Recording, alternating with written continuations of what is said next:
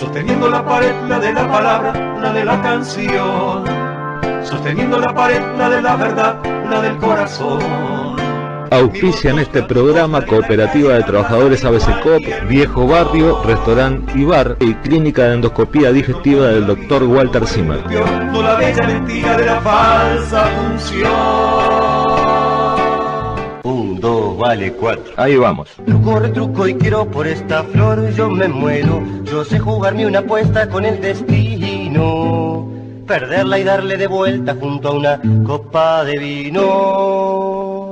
Información, comentarios, entrevistas, opinión y la música que otros medios no te permiten escuchar. Con esta flor estoy puesto, compadre, me juego el resto. Y si me quedo en la vía, permítanme que me ría. En defensa de nuestra identidad y sin hacerle trampas a la realidad. Hoy pierdo, mañana gano, para apostar no soy lerdo. Que igual la fortuna rueda y al final se da la buena. Que igual la fortuna rueda y al final se da la buena. Con la reserva cultural que nos va quedando para enfrentar estos tiempos. Sosteniendo la pared. Sosteniendo la pared, un programa sociomusical. Sosteniendo la pared. Este es el segundo programa sobre el caso Trigo, desde que el asesinato y la impunidad cumplieron mayoría de edad el pasado 17 de agosto.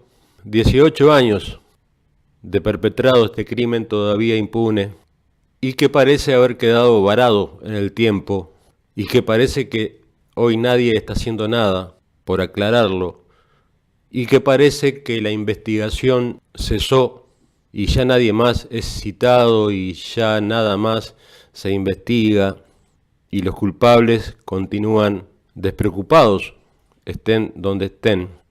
Y los nuevos magistrados, los nuevos jueces que han ido asumiendo en el juzgado letrado de Colonia, se van encontrando cada vez con más papeles y papeles y papeles. Y si uno abre esos expedientes y va pegando una hoja de papel junto a otra hoja de papel, junto a otra hoja de papel, sin duda que ya el caso Trigo tiene varios kilómetros de distancia en papel.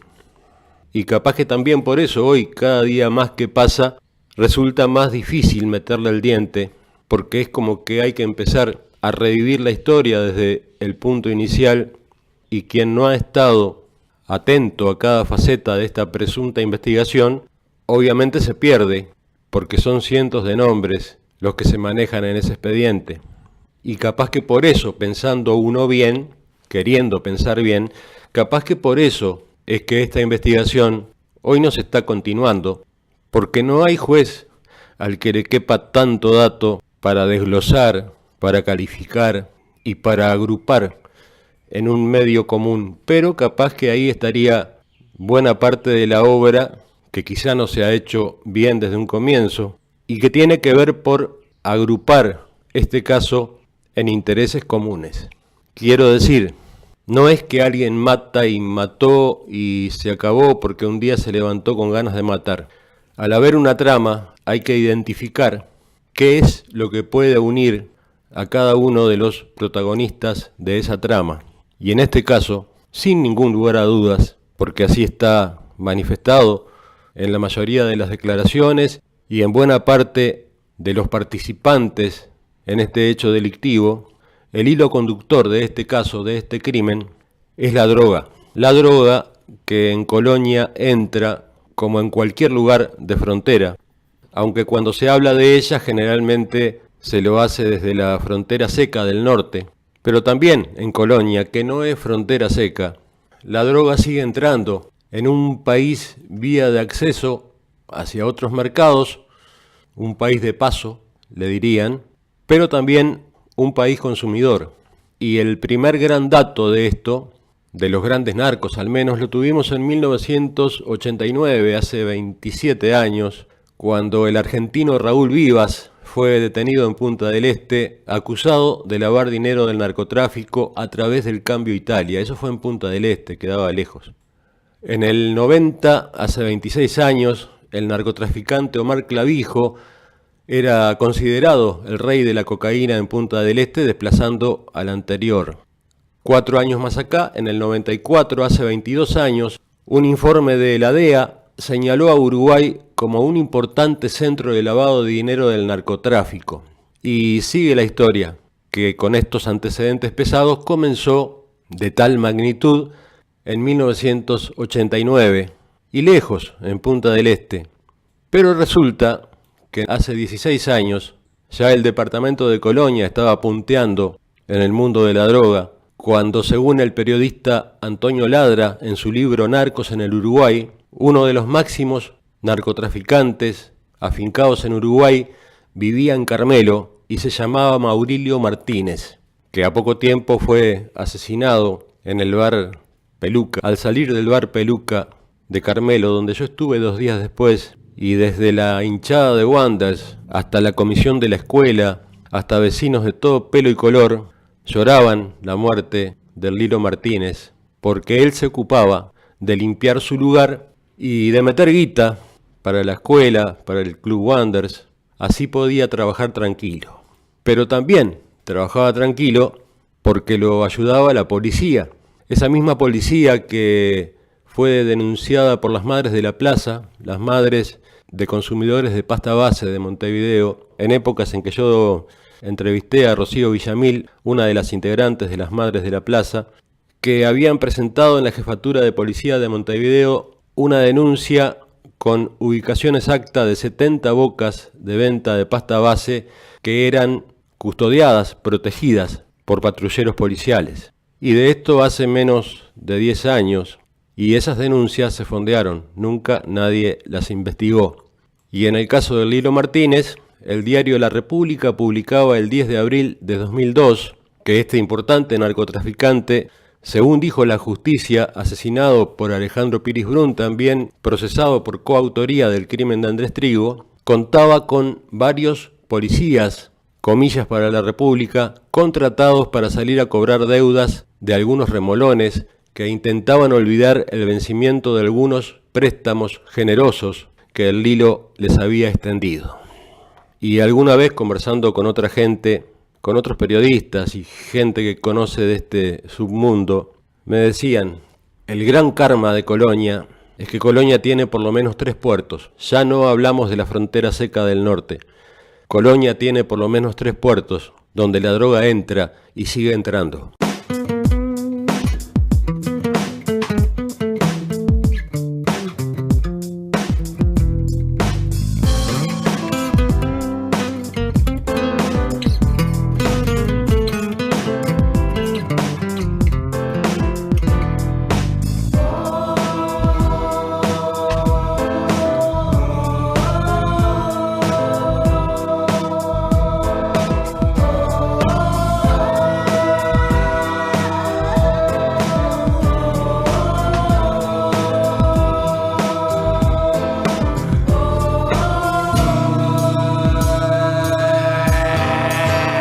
Los hijos de un puerto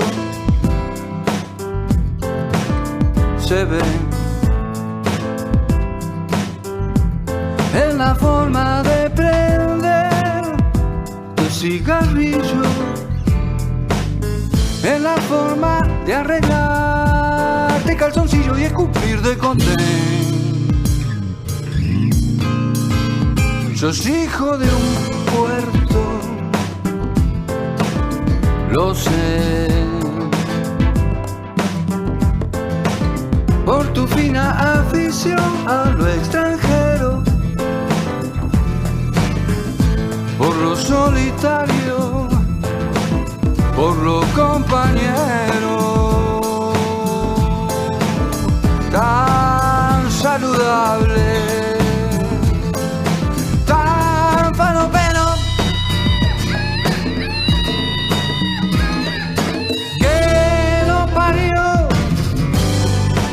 la vida es dura en los puertos, tanto ver llegar, tanto ver partir, uno se insensibiliza, es cierto que lo parió, la vida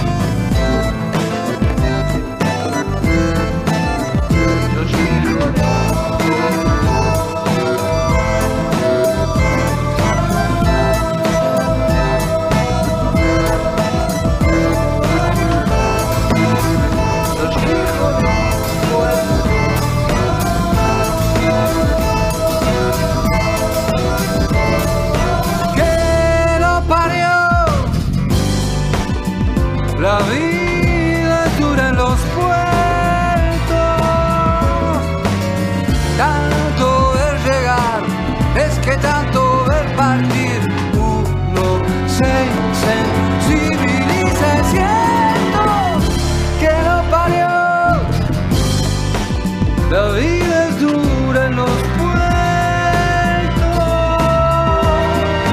Ay, ay, ay, ay, ay, ay, ay, ay, ay. No te quedes quieto.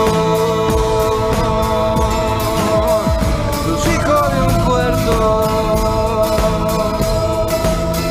Los hijos de un puerto. No te quedes quieto.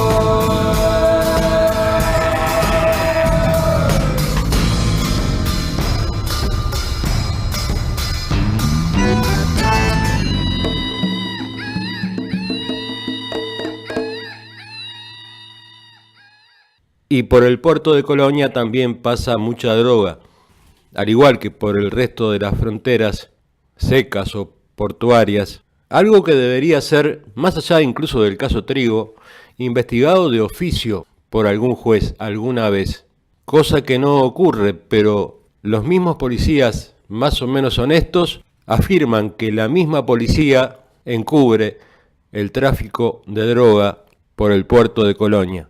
Y así nos lo decía el comisario retirado Adolfo Hernández cuando se lo preguntábamos hace un par de años en Sosteniendo la Pared. Que lo parió. La vida es dura en los puertos. Tanto ver llegar, tanto ver partir. Uno se insensibiliza, es cierto. ¿Pasa mucha droga por los puertos de Colonia? Y eventualmente por toda la zona de frontera. Digo por el caso de que haya tanta policía corrupta y comprable, me imagino que por Palmira, por Juan Lacase, por Carmelo, por la ciudad de Colonia, por los puertos puede entrar mucha droga, ¿no? Por todos los puntos de acceso que vos imaginé, la droga es punto de tráfico. Digo, es incontrolable en algún sentido y en otras controlable o regulable. No sé, digo, yo no he visto caer en Colonia a la misma persona 2 veces por droga. Caen una vez, la segunda vez porque no arreglaron. O sea que se los encubre a través de la policía. Digo, todos sabemos, más acá o más allá, quién vende y quién deja de vender. Yo no consumo personalmente, pero digo, hay gente que sí consume, conocida mía, y sabe dónde están las bocas. Y sabe que a tal día o tal día de la semana viene de tal lado o viene de tal otro. Tan saludable, tan falopero.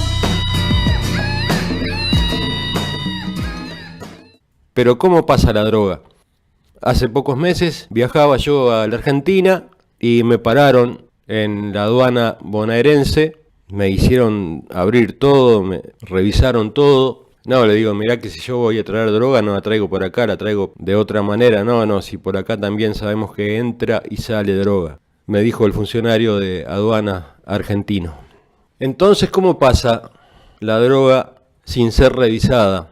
Confiando ahora en los funcionarios de la aduana uruguaya. Sabemos que llega por lanchas a lugares no habituales de ingreso, sabemos de la cercanía de Tigre, Carmelo, pero ¿cómo pasa cuando pasa por barco?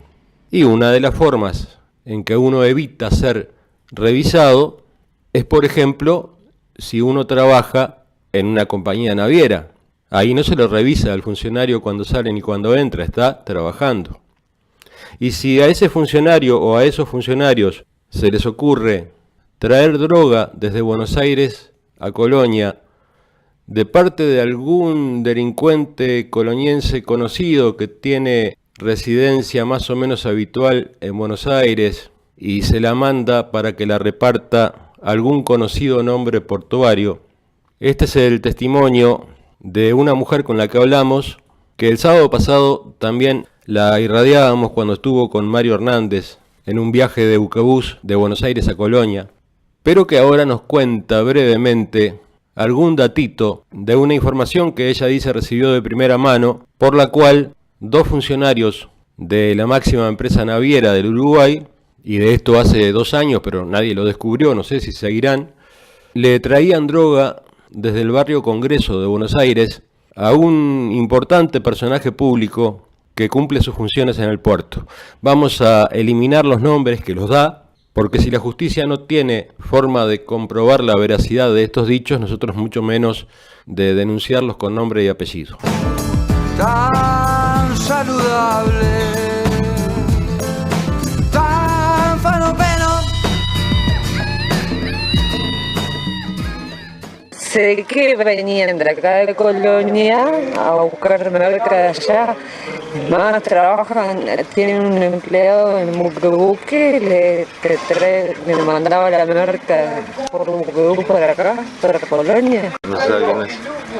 Es una pareja que trabaja en Mucubú que siempre mandaban merca para Colonia, que como sabían que como era empleado de Mucubú, no se descubría. El tema de los empleados de Mucubú que le hacen los trabajos para traer la droga de Buenos Aires a Colonia. ¿Y acá la vendían? Para él. Acá la desparramada, supuestamente la gente que viaja a Mucubú no consume, la desparrama. ¿Nunca te nombró? Por ejemplo, no. Sí, a ese señor sí, obviamente que lo nombró. Que era el que hacía el trabajo liviano para pasar las cosas. El tema son los empleados arriba del buque. ¿Cuál era el trabajo liviano? ¿Cómo es el trabajo liviano? Que le den la mercadería y la pasan a Colonia. O sea, ¿se la daban? ¿Se la pasaban? Sí. Que lo parió. La vida es dura en los puertos.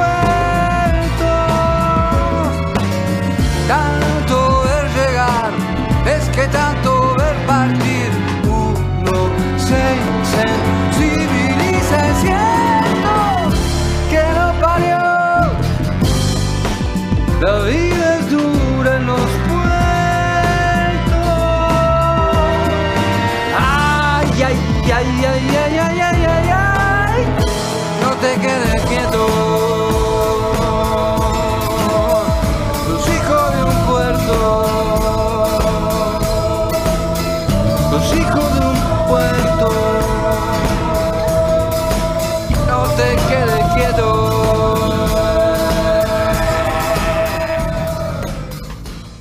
Obviamente que deformamos nuevamente la voz de esta mujer para que sea menos fácilmente identificable. Y ahora pasamos a otro testimonio grabado en el Penal de Libertad cuando fuimos a entrevistar a Alejandro Piris Brun, procesado por coautoría de homicidio de Andrés Trigo. Y en este primer breve testimonio acusa directamente a Mario Hernández como uno de los autores del homicidio de Andrés Trigo. Ya lo decíamos el sábado pasado, Hernández está viviendo en Merlo, cerca del Tigre, en Buenos Aires, y está en Buenos Aires porque lo dejó salir del Uruguay el juez Gerardo Siri, que tiempo después renunció al Poder Judicial y desde el gobierno de Mujica está trabajando en un alto cargo en el Ministerio de Vivienda. Aquí le pregunté directamente a Piris Brun quién mató a Trigo, y Piris Brun une además ese dato al tema que venimos hablando hoy, que tiene que ver con la droga que llega al puerto de Colonia. La vida es dura en los puertos. Ay, ay, ay, ay, ay, ay, ay, ay, ay. No te quedes quieto. ¿Quién mató a Trigo? Mario Ezequiel Fernández. Él fue el que le dio los disparos en la cabeza. Un ex policía. Un ex policía. ¿Y por qué razón? La razón es que se robaron entre ellos mismos, ¿no? Digo, la noche en que lo matan, no, pero 2 noches anterior, en el bar ese donde él trabajaba. Cruz San Carlos. Sí, no sé. Había un bolso con no sé cuánta cantidad de cocaína que recién había venido de Argentina y no sé si eran más de $50.000 o no sé cuánta plata era, pero sé que superaba los $50.000 y se roban esa plata. ¿Pero de dónde? ¿Quién la llevó? ¿Cómo estaban en ese club? ¿Cómo llegó al club la plata y la droga? No lo sé. Lo que sé que, por lo que me dijo esta muchacha Adriana, que ella en ese entonces estaba trabajando ahí, la plata y la droga la habían dejado atrás de la barra, de atrás del mostrador. Donde... ¿No se sabe quién? Sí, sé quién. Ay, ay, ay, ay, ay, ay, ay, ay, ay. No te quedes quieto. Y continuando con Mario Hernández, de quien algún gobierno alguna vez va a tener que pedir la extradición, porque cuando llegue a Uruguay, si alguna vez llega, se lo va a procesar por 3 causas, por 3 delitos, entre ellos el de homicidio. Piris Brun acá nos aporta información que según él le dio su entonces mujer, Adriana Ferreira, relacionada con un montón de plata que le habrían pagado en esta organización mafiosa por la que murió Andrés Trigo, para que se quedara tranquilo de por vida fuera del Uruguay y no hablara contra nadie más y no culpara a nadie más. Alejandro Piris Brun, desde el Penal de Libertad. No te quedes quieto. Mario Hernández trabajaba como patobica, como guardia de seguridad en ese boliche Bucaneros. Al poquito tiempo que mataron a Trigo lo compra boliche. Te explico. Cuando en mi casa de Lesica yo tenía enterrados $750.000. Las únicas 2 personas que sabíamos dónde estaba la plata era Adriana y yo. Un día faltan $250.000 de mi casa. No había una explicación razonable de quién se lo había llevado ni cómo faltaban. Lo único que ella pudo decir como lógico es que yo me había equivocado y había contado mal. Imposible que se llevaran la plata de ahí, ¿verdad? Yo había sacado, en el living de mi casa había una estufa a leña. Arranqué los ladrillos del piso de la estufa, arranqué la cerámica que estaba debajo del ladrillo, boqueteé el hormigón, hice un pozo abajo del hormigón, enterré un cofre Ford con toda la plata, le puse tierra arriba, hice hormigón de vuelta, pegué la cerámica y volví a meter ladrillo. Y la estufa la seguí usando siempre. Un día, cuando no me acuerdo por qué motivo yo necesitaba plata y fui a sacar y quise recontar la que había, faltaban $250.000. Que después, cuando yo hablé con ella, me dijo que los $250.000 se los había dado a Mario Ezequiel Hernández. Y que $60.000 más, que no fueron 60.000, ella dijo 60.000, pero no fueron 60.000, se los había dado a mi abogada, a Magdalena Reyes. ¿Y por qué se lo dio a Mario Hernández? No sé. ¿Para que se fuera? Me supongo que sí, porque después de eso es que él desaparece de acá.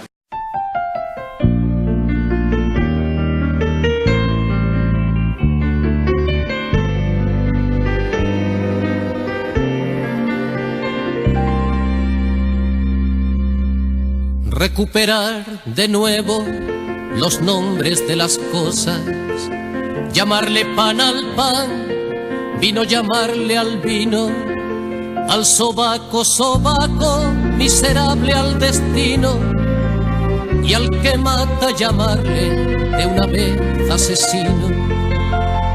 Nos lo robaron todo, las palabras, el sexo, los nombres entrañables del amor y los cuerpos, la gloria de estar vivos, la crítica, la historia, pero no consiguieron robarnos la memoria. Ellos tienen también cuerpo bajo la ropa, piernas, uñas, sudor, vientre, mocos, colmillos, manos que no acarician, dedos que no se tocan, solo saben firmar y apretar el gatillo. Nosotros que queríamos vivir sencillamente, hermanos de la lluvia, del mar, de los amigos, pronunciar las palabras que vencen a la muerte, buscar bajo tu falda alimento y abrigo. Nosotros que queríamos nombrar las amapolas, decir viento amanece, rabia fuego, decir que si tu piel es costa, mi lengua es una ola. nosotros que queríamos simplemente vivir, nos vimos arrojados a este combate oscuro, sin armas que oponer al acoso enemigo, más que el dulce lenguaje de los cuerpos desnudos, y saber que muy pronto va a desbordarse el trigo, y saber que muy pronto va a desbordarse el trigo.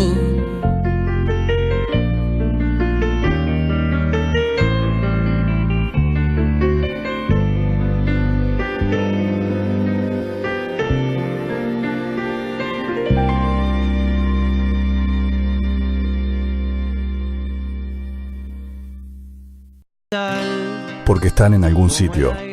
Anulemos la ley de caducidad.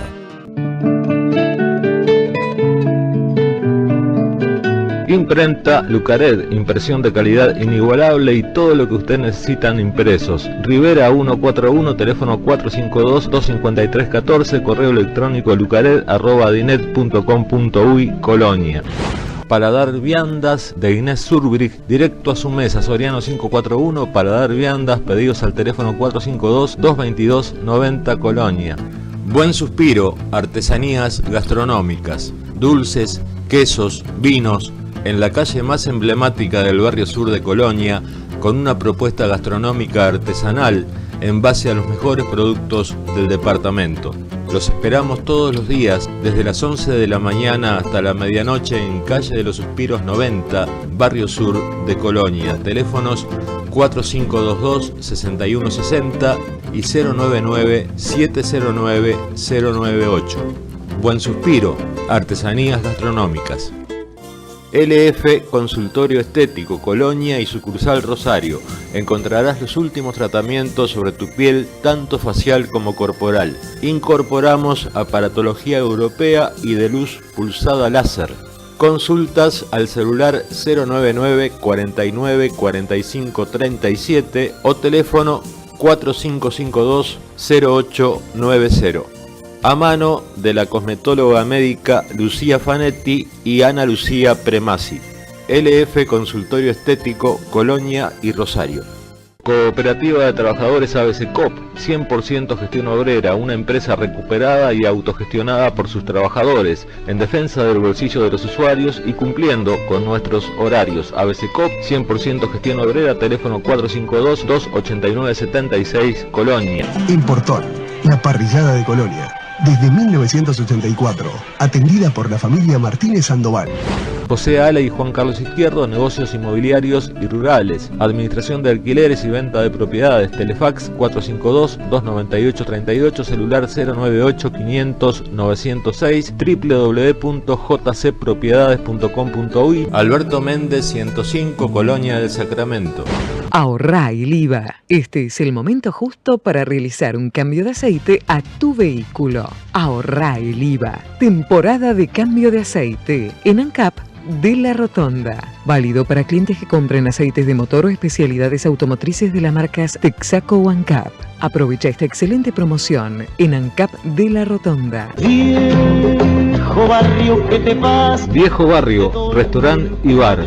En Colonia del Sacramento, buenas pastas caseras en Viejo Barrio, Vasconcellos 169, frente a la placita de la iglesia. Teléfono 4522-5399, Viejo Barrio, en Colonia. Viejo barrio sur. Inmobiliaria Julio Arocena, negocios inmobiliarios, en la mejor esquina de Colonia, Alberto Méndez y General Flores. Y Julio Arocena Propiedades @hotmail.com. Venta de casas, campos y terrenos y alquiler de propiedades. Teléfonos 4522-9799 y 099-121-480. Inmobiliaria Julio Arocena, negocios inmobiliarios, Colonia del Sacramento. Guía de profesionales en Sosteniendo la Pared. Departamento de Endoscopía Digestiva del Dr. Walter Zimmer en la Sociedad Médica Obrameco, Alberto Méndez 171 de Colonia. Ruth Bentancur Alexandrov, licenciada en Fonoaudiología, Coronel Arroyo 644, solicitar hora al teléfono 452-222-53 de Colonia del Sacramento. Estudio Olalde Agrimensores, La Valleja 54, telefax 452-224-43, correo electrónico olalde@dinet.com.uy, Colonia.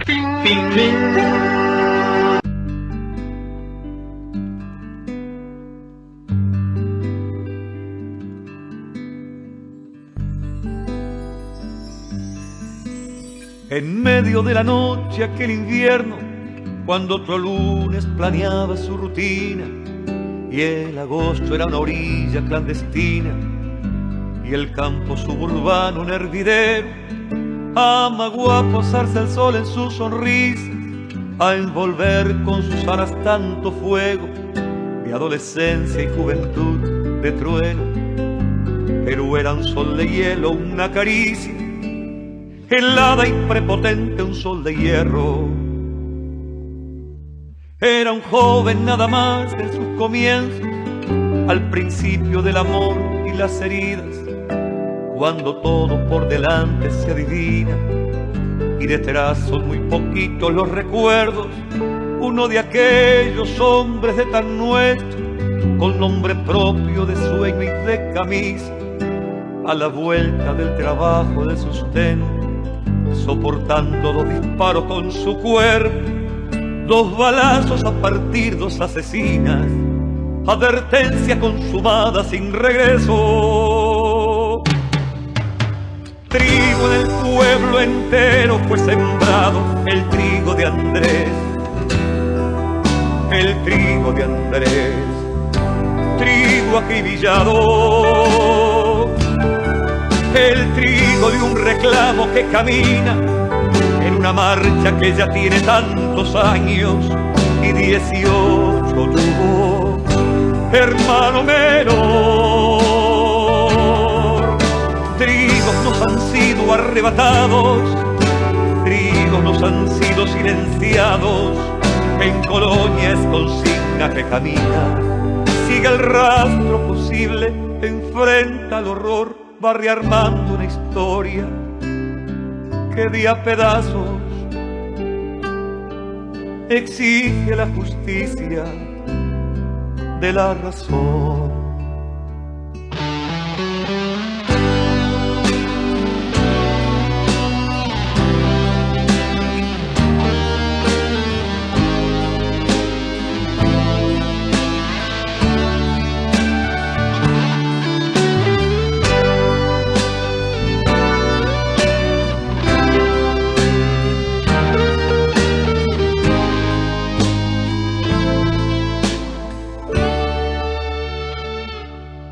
Era un joven nada más en sus comienzos, al principio del amor y las heridas, cuando todo por delante se adivina y detrás son muy poquitos los recuerdos, uno de aquellos hombres de tan nuestro, con nombre propio de sueño y de camisa, a la vuelta del trabajo de sustento, soportando 2 disparos con su cuerpo, 2 balazos a partir, 2 asesinas, advertencia consumada sin regreso. Trigo en el pueblo entero fue sembrado, el trigo de Andrés, el trigo de Andrés, trigo acribillado, el trigo de un reclamo que camina en una marcha que ya tiene tantos años y 18 tuvo, hermano menor. Trigo en el pueblo entero fue sembrado, el trigo de Andrés, el trigo de Andrés, el trigo de Andrés. Trigo en el pueblo entero fue sembrado, el trigo de Andrés, el trigo de Andrés, el trigo de Andrés. Trigo en el pueblo entero fue sembrado, el trigo de Andrés, el trigo de Andrés, el trigo de Andrés. Trigo en el pueblo entero fue sembrado, el trigo de Andrés, el trigo de Andrés, el trigo de Andrés.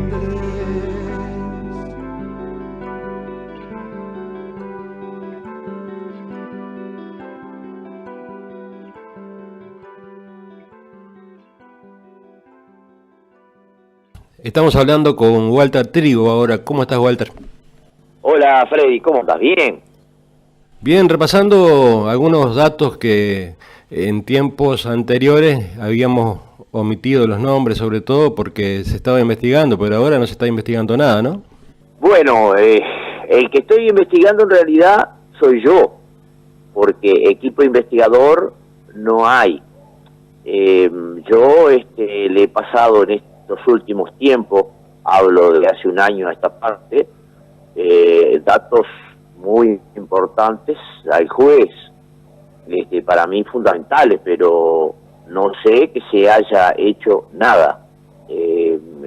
Pienso que con la información que yo le pasé, me parece que se podía haber aclarado una parte muy grande del crimen, pero no sé que estén haciendo nada, la verdad, no tengo la menor idea. En cuanto a los policías que mencionábamos el sábado pasado, que habían participado en el hecho, o rodeado la escena al menos, ¿ellos siguen todavía trabajando todos en la policía? Algunos, otros no, uno se suicidó, y bueno, esos son los datos que recién te decía, que le he pasado al juez. Si tú quieres, yo te hago un repaso de alguna de las cosas que le he pasado al juez, no con lujo de detalle, pero por lo menos para que la gente sepa por qué lado vamos. Contame todo. Bueno, no sé si ustedes se acuerdan que hace un año y medio, un poco más tal vez, vino Juan Carlos Guillén Casas, un asesino profesional preso en la cárcel de Libertad. Este señor, el señor Casas, Guillén Casas, se hizo responsable del crimen de nuestro hijo, pero no dio más detalle. Bueno, yo después, por mi cuenta, me puse a hacer investigaciones y tuve los datos de un compañero de celda de este preso, que me dijo que el 17 de agosto de 1998, cuando acabaron con la vida de nuestro hijo, este señor que vino a declarar, Guillén Casas, estaba preso en el penal de Piedra de los Indios. Eso lo averigüé yo y lo confirmé. Bueno, toda esa información se la llevé al juez. Parece que un alto funcionario del Ministerio del Interior, esa noche del crimen, lo levantó a las 3 de la mañana de la cárcel y lo devolvió a las 7 de la mañana. Quiero aclarar que a nuestro hijo le quitaron la vida a 4:20 de ese día. Bueno, con toda esa información se la llevé al señor juez, no a al otro anterior que estaba, pero está en el juzgado. A la semana que yo le presento esa información sobre este señor que estaba preso en el penal de Piedra de los Indios, ese funcionario, alto funcionario del Ministerio del Interior, se quitó la vida acá en Colonia. Pienso que ese dato sería maravilloso porque por los resultados que dio, ¿no? Porque se quitó la vida. Pero bueno, de esa fecha hasta ahora, no sé que el señor juez haya citado ni haya investigado absolutamente a nadie. Le pasé más datos también, por ejemplo, el 17 de agosto de 1998, por supuesto, cuando le quitaron la vida a nuestro hijo, se hizo una autopsia. Yo la leí porque yo leí el expediente. En esa autopsia decía que no se pudo determinar el calibre del arma porque los proyectiles penetraron en lugares blandos. En el año 2003, haciendo otro equipo investigador integrado por Roberto de los Santos y Adolfo Hernández, que fueron los que consiguieron el procesamiento de la exnovia de Andrés y de Alejandro Ismael Piris Brun. Me pidieron, porque querían hacer una nueva autopsia. Bueno, yo, sin que mi señora se enterara, les conseguí el permiso. Hicieron una nueva autopsia. En esa nueva autopsia que la hizo el doctor Guido Berro, de lo mejor que tenemos en el Uruguay, sale, que también la leí, que tenía 2 agujeros en el cráneo de proyectiles calibre 38.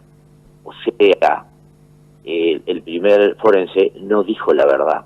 ¿Por qué no dijo la verdad? Porque es el calibre que usa la policía. Bueno, eso también lo tiene el señor juez, pero no he tenido ninguna respuesta. Tengo muchas más cosas, pero no las puedo decir porque vamos a ver si de alguna manera las hacemos investigar. Así que bueno, cualquier otra cosa, Fredito y a la orden. Ese comisario que se suicidó también fue el que intercedió ante el juez Siri, el que le pidió al juez Gerardo Siri que dejara salir del país a Mario Hernández. Exactamente como tú dices, Freddy, ese mismo comisario fue el que incidió para que Mario Hernández, este hombre que está pedida la extradición, se pudiera ir del país. No nos olvidemos que esa extradición lleva pedida como 16 o 17 años. No es la extradición más vieja del Uruguay ni de América. Es la extradición que ha durado más en el mundo. Hay alguna cosa por alguien lo está parando. Es cierto que él pidió asilo político y todo, pero a mí me gustaría que me dijeran si saben de algún lugar en el mundo que una extradición haya durado tantos años. Para mí hay algo que la está parando, algo muy poderoso.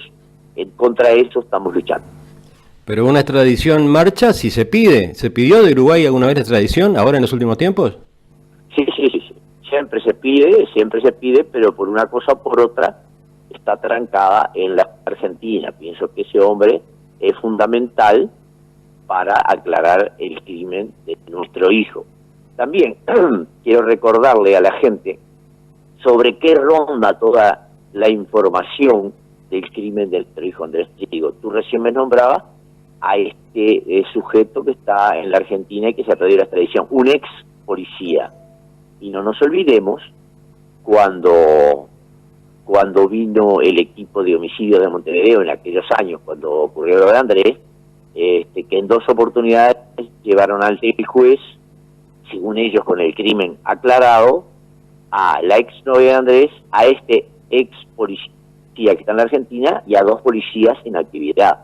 No nos olvidemos de eso para que vean cómo rondan las cosas y por qué de repente el forense de aquel momento no dijo que el arma que se usó era un arma calibre 38, para que más o menos la gente vaya redondeando y vean por qué se demora tanto en traer este hombre y en aclarar el crimen de Andrés. Más o menos se dan cuenta por qué lado va. El corporativismo policial que aparece de nuevo, pero que estaría... A ver, Piris Brun en un momento, de acuerdo a su historia, nombró como 2 bandos que se enfrentaron, que iban a comprarle cocaína uno al otro, que todo eso redundó en que dejaran una bolsa en San Carlos, en el Club San Carlos, y bueno, que por eso pagó el pato Andrés.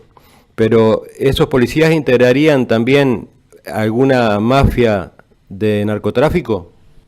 Bueno, quiero aclarar que yo no sé, ahora me parece que la jefatura ha cambiado mucho, pero en aquel momento, lo supe con prioridad por gente de adentro, una cantidad muy importante de policías de Colonia estaba involucrada en robo, droga, en droga y en prostitución. Muchos de los policías cobraban por todo eso y tenían un tráfico de droga también. Estoy aclarando que esto fue, yo digo, en el año 1998 cuando el crimen de nuestro hijo. Ahora me parece que la policía ha cambiado y ha mejorado mucho en ese aspecto. Muchos de esos sujetos que estaban en la policía ya no están. Pero había una mafia, eso no hay ninguna duda. Eso también lo dijo el comisario Adolfo Hernández cuando habló con nosotros, y refiriéndose a toda la época en que él estuvo en la jefatura de policía o en la comisaría séptima hasta que se jubiló. Sí, es así, él lo dijo y tal es así que cuando aparece algún policía como Adolfo Hernández, en este caso que luchó mucho por aclarar el crimen de Andrés, y bueno, quiero decirle a la gente qué fue lo que pasó con él, por qué dejó de ser comisario inspector tan joven, porque Adolfo Hernández se acogió a una ley que si en 5 años no ascendía, se tenía que retirar de la policía. En esos 5 años aclaró el 80% del crimen de nuestro hijo, o sea, procesó a Piris Brun y a la ex novia de Andrés, y aparte hizo aclaró casi otro crimen en Carmelo. Y bueno, pero en esos 5 años no lo ascendieron y se tuvo que retirar, más o menos para que la gente siga redondeando por qué lugar va la cosa. ¿Qué papel juega en toda esta tramoya el entonces jefe de policía Hugo Pinto Funes? Bueno, el jefe de policía fue el único que habló mal de nuestro hijo y que dijo que gastaba más de lo que ganaba. Eso le costó el puesto, pero ese jefe de policía en ese momento, yo sé, estaba vinculado a personas que hacen cosas no muy buenas. No quiero dar más detalles del caso, pero había un terceto de jerarcas que se dedicaban a cosas no muy buenas, entre ellos Pinto Funes. Llegamos, como yo decía el programa pasado, a la mayoría de edad del crimen y la mayoría de la edad de la impunidad. ¿Cómo lo recibió la familia, Walter? Y bueno, nosotros con fuerza, como siempre, la verdad que tengo que agradecerle a Dios que me dé tanta fuerza para seguir luchando y seguir trabajando. Mi señora, bueno, ya mucha gente ya sabe que está destrozada de los nervios, que estaba internado muchas veces en clínica psiquiátrica, ha tenido varias operaciones, todas con respecto al caso, pero bueno, la vamos luchando y siempre tenemos la firme esperanza de que de alguna manera vamos a poder aclarar el crimen de nuestro hijo. Yo sé que es difícil, no hay ningún investigador que esté trabajando en el caso, y hasta las informaciones que te decía, claves que le he pasado al señor juez, no le he visto ningún resultado. Pero la esperanza siempre está y seguimos trabajando en eso. Bueno, Walter, muchas gracias y un abrazo por ahí. Bueno, Freddy, igual para ti, nos vemos, chau, chau. Si no fueran tan temibles, nos darían risa. Si no fueran tan dañinos, nos darían lástima. Porque como los fantasmas sin pausa y sin prisa, no son nada si les quitas la sábana. El primer pedido de extradición de Mario Hernández fue realizado por el juez Gerardo Siri en el año 2000, ficha P41-2000, sin ningún resultado positivo de parte de las autoridades argentinas. Según oficio 1735 de fecha 23 de diciembre de 2002, ficha P9798, se solicita por segunda vez la extradición de Hernández, amparándose en el artículo 312, numeral 2 del Código Penal uruguayo, por homicidio muy especialmente agravado en calidad de coautor, que se castiga con una pena de 15 a 30 años de penitenciaría. Sobre este pedido de asilo, presentado por Mario Hernández ante el Comité de Elegibilidad, organismo vinculado al Alto Comisionado de las Naciones Unidas para los Refugiados, hace ya muchos años que el Juzgado de Colonia tiene pleno conocimiento y el documento. Lo que se aseguró desde la época en que estaba al frente del Juzgado del Letrado de Colonia la jueza Dolores Sánchez y la fiscal María de los Ángeles Camiño, fue que cuando Mario Hernández lograra ser extraditado, sería inmediatamente procesado por hurto, narcotráfico y homicidio.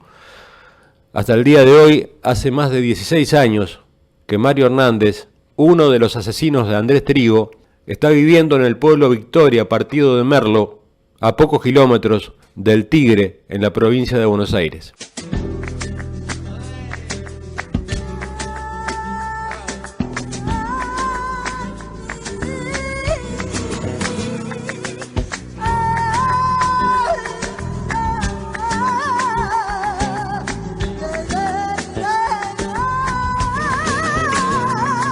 Sin prisa pero sin pausa, como el calabobo.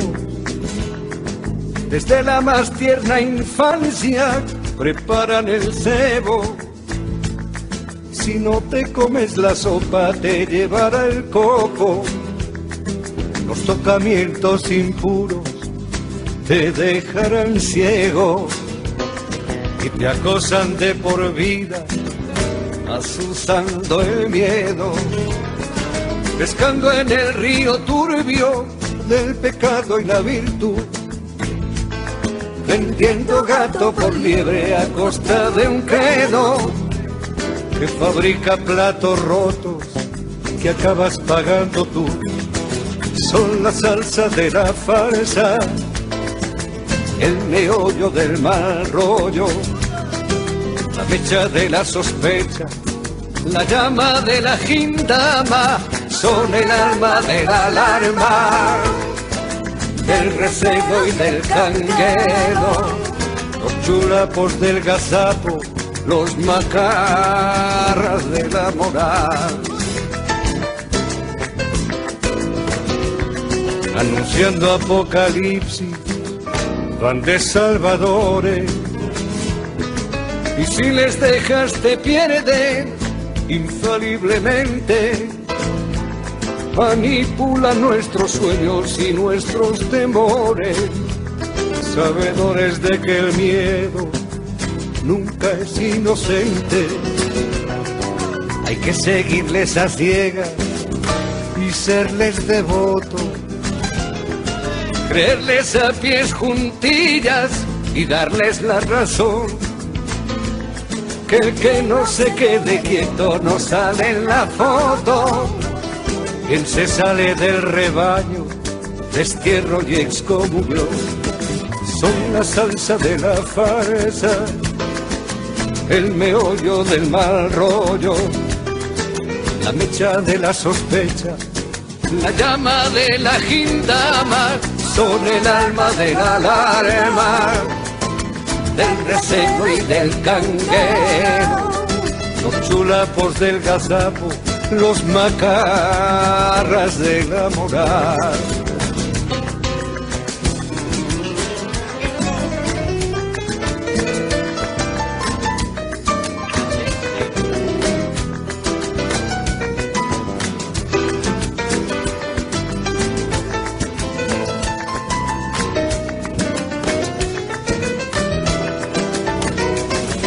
Sin prisa pero sin pausa, esos carcamales organizan sus cruzadas contra el hombre libre, más o menos responsable de todos los males, porque piensan por su cuenta, sueñan y lo dicen.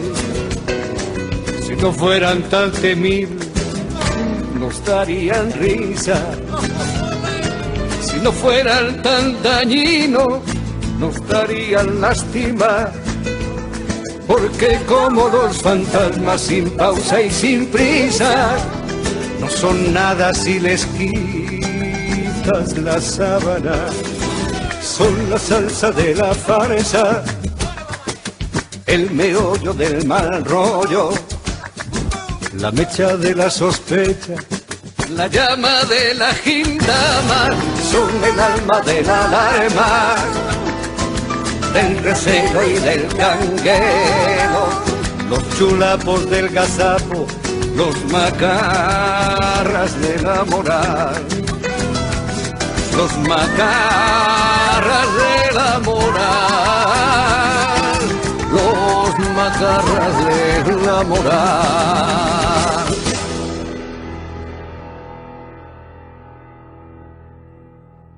No me convence ningún tipo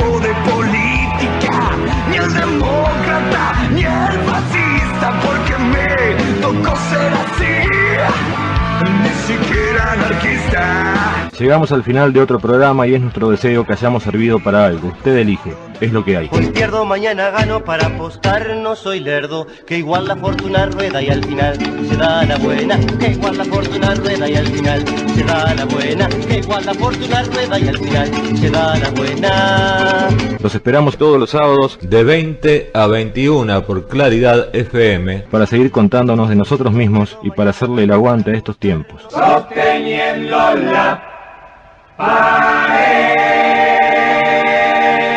Sosteniendo la pared, un programa sociomusical. Sosteniendo la pared. Auspician este programa Cooperativa de Trabajadores ABCCOP, Viejo Barrio, Restaurante y Bar y Clínica de Endoscopía Digestiva del Dr. Walter Zimmer. La bella mentira de la falsa función.